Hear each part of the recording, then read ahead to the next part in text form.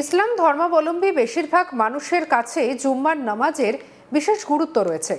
বিভিন্ন মসজিদে শুক্রবার জুম্মার নামাজে প্রচুর ইসলাম ধর্মাবলম্বী মানুষকে অংশ নিতে দেখা যায়। কিন্তু জুম্মার নামাজ কি গুরুত্বপূর্ণ? নিশ্চয়ই ভাবছেন হঠাৎ এমন প্রশ্ন কেন উঠছে। আসলে পদ্মশ্রী প্রাপ্ত শিক্ষাবিদ কাজী মাসুম আক্তার আজ তাক বাংলায় যে বক্তব্য রেখেছেন তার পরিপ্রেক্ষিতেই শুরু হয়েছে এমন প্রশ্ন। তিনি স্পষ্টতই বলেছেন জুম্মার নামাজ গুরুত্বপূর্ণ নয়। নিজের বক্তব্যের প্রেক্ষিতে ব্যাখ্যাও দিয়েছেন তিনি। চলুন শুনে নেওয়া যাক তার বক্তব্য। নামাজ খুব গুরুত্বপূর্ণ নয়, ভালো করে বুঝলেন। মানে শুক্রবারের এই প্রেয়ার গুরুত্বপূর্ণ নয়, মানে আপনি কিন্তু মাসুম সাহেব আপনি একটা মানে নতুন একটা তথ্য আমাদের সামনে দিচ্ছেন। অন্যান্য ধর্মের মানুষ যারা এতদিন ধরে আমরাও জানতাম যে জুম্মার নামাজ বা জুম্মার প্রেয়ার খুব গুরুত্বপূর্ণ ইসলামে, একেবারে না। হ্যাঁ, 5 ওয়াক্ত নামাজের মধ্যে 5 বার নামাজ পড়তে হবে। ইসলামে কি আছে? পঞ্চস্তম্ভ, নামাজ, রোজা, হজ, যাকাত, কালেমা। তার মধ্যে নামাজ আছে, দিনে কবার নামাজ, দিন রাত মিলিয়ে 5 বার, মূলত 5 বার। তার মধ্যে যেটা জোহরের নামাজ, অর্থাৎ দুপুরের নামাজ, শুক্রবারের দুপুরে ওটা মসজিদে পড়ার জন্য একটা বিধান আছে। কেন মসজিদে পড়ার বিধান আছে? এই কারণে আরব দেশে না বিভিন্ন কৌম ছিল, গোষ্ঠী ছিল, তাদের মধ্যে সারাক্ষণ মানবে। নবীর মৃত্যুর পর 3 দিন ধরে তার লাশ পড়েছে, খবর দেওয়া যায়নি। নবীর মৃত্যুর পর হচ্ছে বিভিন্ন কৌম গোষ্ঠী, তাদের মধ্যে ভ্রাতৃত্ব তৈরি করাচ্ছে। সপ্তাহে একদিন এটা নির্দেশ দেওয়া হয়েছে, মানে এটা নবীজির মৃত্যুর পরে, ভ্রাতৃত্বের বৃদ্ধি করা। কিন্তু দেখুন, সন্ত্রাসবাদীরা জুম্মার নামাজের দিনেই বিভিন্ন মসজিদে বোমা পাঠিয়ে মুসলমানদের ফেলে দিচ্ছে। শুনলেন তো কি বললেন কাজী মাসুম আক্তার। আর এখানেই শেষ নয়। সম্প্রতি যখন বাকরা মসজিদ ইস্যুতে ব্যাপক চর্চা শুরু হলো, ঠিক সেই সময় দাঁড়িয়ে কাজী মাসুম আক্তার বলেন ইসলামে প্রভিশন আছে যদি রাষ্ট্রীয় নিরাপত্তা, ব্যক্তি মানুষের নিরাপত্তা, কোনো জনগোষ্ঠীর নিরাপত্তা এবং মানুষের সুযোগ সুবিধার প্রয়োজনীয়তা ইত্যাদি কারণে মসজিদকে ভেঙে ফেলতে হয়, শুধু সরানো নয় ভেঙে ফেলা, তাহলে সেটাও ইসলামে প্রভিশন আছে। শুনুন কাজী মাসুম আক্তারের বক্তব্য। সবার উপরে মানুষ সত্য, এই মানুষ সত্যের কথাটা ইসলামে আছে, ইসলামে প্রভিশন আছে। এটা আমি বারবার করে বিগত 10 দিন ধরে বলে যাচ্ছি। কালকে দেখলাম হুমায়ুন কবির ঠিক আমার বক্তব্যটাই বললেন, একটু তিনি জানেন ঠিক আমার বক্তব্য, অর্থাৎ উনি শিক্ষিত হয়েছে, উনি বুঝেছেন, জেনেছেন। প্রভিশন কি আছে? প্রভিশনে বলা হয়েছে যে যদি রাষ্ট্রীয় নিরাপত্তা, ব্যক্তি মানুষের নিরাপত্তা, কোনো জনগোষ্ঠীর নিরাপত্তা এবং মানুষের সুযোগ সুবিধার প্রয়োজনীয়তা ইত্যাদি কারণে মসজিদকে ভেঙে ফেলতে হবে, শুধু সরানো নয়, ভেঙে ফেলে, তাহলে সেটাও ইসলামের প্রভিশন আছে। সেটা ইসলাম বলা। ইসলামের চোখে মানুষের জীবন হচ্ছে সবচেয়ে, আর রাষ্ট্রীয় নিরাপত্তা অত্যন্ত গুরুত্বপূর্ণ ইসলামের চোখে। আমি অন্য চোখ বাদ দিই, সবার উপরে মানুষ সত্য।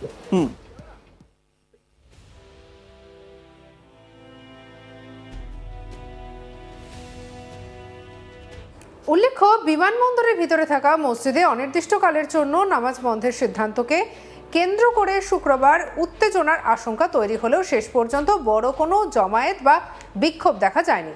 কারণ আগে থেকেই ঘোষণা করা প্রতিবাদ কর্মসূচি শেষ পর্যন্ত শেষ মুহূর্তে বাতিল করে দেন সিদ্দিকুল্লাহ চৌধুরী। এর ফলে পরিস্থিতি শান্তিপূর্ণই থাকে।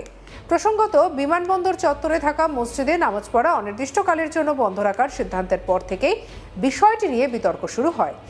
এই সিদ্ধান্তের প্রতিবাদে শুক্রবার বিমানবন্দরের 7 নম্বর গেটের কাছে জমায়েত করে ডাক দেয় সিদ্দিকুল্লাহ চৌধুরী। সকাল 11টায় কর্মসূচি হওয়ার কথা ছিল, তবে শুক্রবার সকালে তিনি জানান সেই কর্মসূচি আপাতত বাতিল করা হয়েছে। ফলে নির্ধারিত সময়ে কোনো বিক্ষোভ বা বড় জমায়েত করা হয়নি।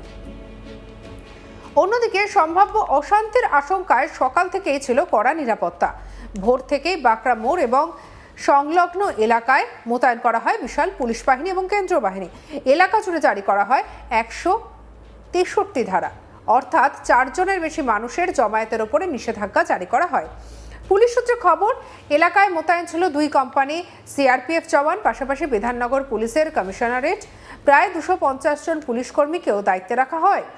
নিরাপত্তার জন্য প্রস্তুত করা হয় গার্ডরেল, জলকামান, কাঁদানে গ্যাসের সেল এবং দমকলের ইঞ্জিন। পুলিশের গাড়ি থেকে মাইকে বারবার সাধারণ মানুষকে জমায়েত না করার জন্য আবেদন জানানো হয়।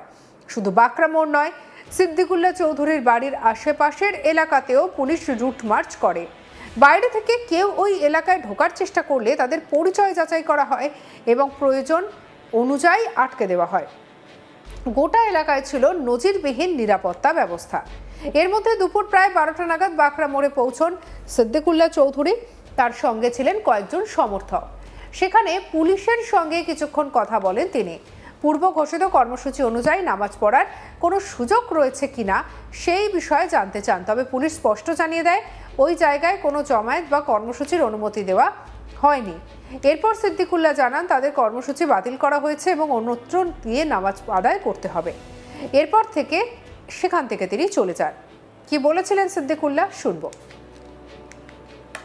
কিছু বলবেন না, কি করবেন আপনি? এখানে জমায়েত করবেন? কিছু করবেন না, কিছু করবেন না। বেরিয়ে যাচ্ছেন? আমি বেরিয়ে যাব। সরেন না, আপনারা সরেন এখান থেকে। আপনার কর্মসূচি কি বাতিল?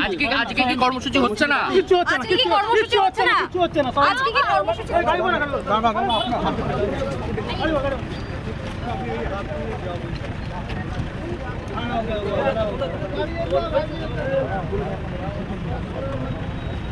আপনারা সরেন, সিপি সাহেব কথা বলবেন না। আপনারা সরেন এখান থেকে। আপনারা যান। আপনি তো গতকাল আমাদের ডেকেই ঘোষণা করেছিলেন, তো আমরা শুনবো কেন? আপনারা শুনুন, আগে কথা বলুন। বলুন যে না, জানি। আপনার কর্মসূচি কি বাতিল? উল্লেখ্য, এর আগে এই ইস্যুতে বিরাট জমায়েতের হুঁশিয়ারি দিয়েছিলেন সিদ্দিকুল্লাহ চৌধুরী। তখন কি বলেছিলেন শোনাবো। 1 কোটি বাংলার মুসলমান 4 কোটির মধ্যে তারা কালে ব্যাজ পড়বে, নামাজ পড়ে আল্লাহর কাছে প্রার্থনা করবে যে আমরা সুবিচার পাইনি, আমাদের মসজিদ ভেঙে দিতে চাচ্ছে। আপনি সে কথা শেখাবেন না আমাকে, সেটা শেখাবার দরকার নেই। কোর্টে যাবো কি যাবো না আমরা জানি। আমাদেরকে 24 বছর করে কাগজ আছে এয়ারপোর্ট অথরিটি। শিক্ষা দেন যারা গুয়ার্তুমি করছে। এয়ারপোর্ট অথরিটি টেলিফোন ধরে না, দুবার থানায় গেছি, তারা ও নোটিশ নেয় না। এই তো তাদের মরদ। যদি সত্যের উপরে থাকে নোটিশ টাঙিয়ে দিতে কি অসুবিধা আছে?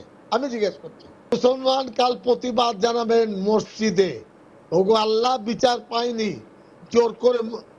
হ্যাঁ, সারা বাংলায় 4 কোটি মুসলমান 1 কোটি প্রতিবাদ করবেন, আর এই কালো ব্যাজ পড়বেন। এটা রাস্তায় নামবেন না, মাইকিং হবে না, স্লোগান চলবে না, মিছিল হবে না, মসজিদে নামাজ পড়বেন।